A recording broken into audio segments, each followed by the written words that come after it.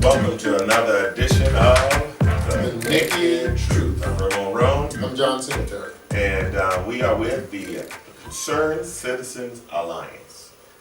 Please watch out for us here locally in North Charleston, where our mission is to advocate, to protect citizens through information, education, and economic empowerment and action. And our motto is, Local politics makes a difference. Today we're going to be talking about the whitest HBCU in the nation, Bluefield, located Bluefield State College, am I right? Right. Located in West Virginia. Used to be Bluefield Colored Institute. Right. But it is the whitest. The percentage of whites that go to Bluefield is north of 80, like 81%. Yeah, almost 82%. Yeah, almost 82%. And we were, John and I were having a discussion, I think it was yesterday, he told me about this college. I said, man, get out of here. He said, hey, look it up. So I looked it up, and he was right. This is the whitest HBCU in the nation. Now, the discussion is, why is it still an HBCU? Does it qualify? Do you run out of the designation of an HBCU once you become predominantly white? Because right now, blacks, because HBCU... And they just hired 23 white teachers, and so that means that, and a white president, so the school, for all intents and purposes, is not an HBCU. Well, let me not say. It still has the legal designation of being an HBCU.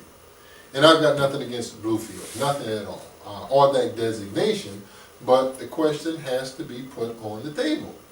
Well, the thing about it is that which historically black colleges and university, Historically it was black, it's just not now. Yeah, but right now at that college, blacks are a minority. They're a true minority. Sure. In that college, 80%. We're talking about 12, 13% of the student body being African American. Right. So can you be an HBCU and have only 13% minority? Right. One that I would say that both of us, we're not opposed to education and opposed to especially minorities getting education. I think that's very important. But it is somewhat odd to where they would still have their designation as HBCU. Well, the funding that they receive, whether state, federal, if they're not a HBCU, which is designed primarily to help African Americans, then when they pull from that pot, it then decreases the amount of funding available for other African Americans to go to school, but the money is then going to predominantly non-minorities. We understand that because of the change not only in the local area in terms of the influx of blacks coming in, why that changed, and that the demographics has changed, and along with that, there's been a flight from there of African Americans leaving a predominantly white area. Right. And it has maintained the designation of being HBCU. Right. We just have to ask the question, do other HBCUs suffer when predominantly white HBCUs are able to then pull funding from them? Well, I think it has an issue of economics. Oh yeah, it's an economic issue. Because the fact that if you got 81 or 82% white going there, that means that you're having you have that money coming in for tuition. Right. And they need the money. They need more. They need students. So and the president probably the HBCU designation for the target group, which is African American. Yeah, I agree. But HBCUs have been suffering financially for many years now. For many years now. And matter of fact, I believe one HBCU, I can't remember where, somewhere, I'm thinking either in Delaware or Pennsylvania, where the president have decided to not to accept the salary. He will remain as president, but he won't accept the salary because of the fact that the shortfalls for the college.